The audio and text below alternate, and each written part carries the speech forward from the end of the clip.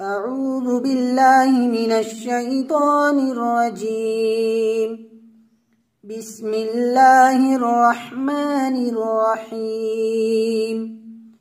إنما الصدقات للفقراء والمساكين والعاملين عليها والمؤلفة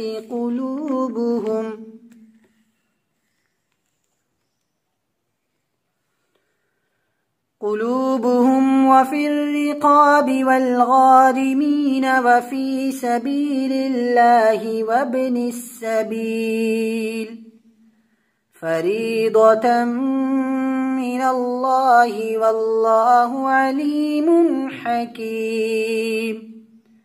ومنهم الذين يؤذون النبي ويقولون هو أذن قل أذن خير لكم يؤمن بالله ويؤمن للمؤمنين ورحمة للذين آمنوا منكم والذين يؤذون رسول الله لهم عذاب أليم. يحلفون بالله لكم ليرضوكم والله ورسوله أحق أن يرضوه إن كانوا مؤمنين. ألم يعلموا أنه من يحادد الله ورسوله فأن له نار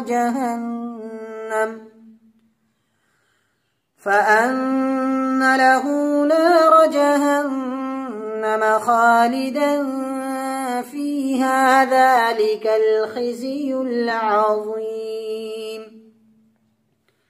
يحذر المنافقون أن تنزل عليهم سورة تنبئهم بما في قلوبهم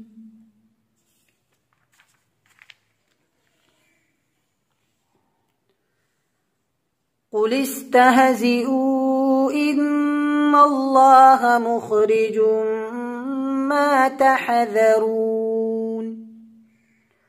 ولئن سألتهم ليقولن إنما كنا نخوض ونلعب قل أبالله وآياته ورسوله كنتم تستهزئون. لا تعتذروا قد كفرتم بعد إيمانكم إن نعف عن طائفة منكم نعذب طائفة بأنهم كانوا مجرمين. صدق الله العظيم.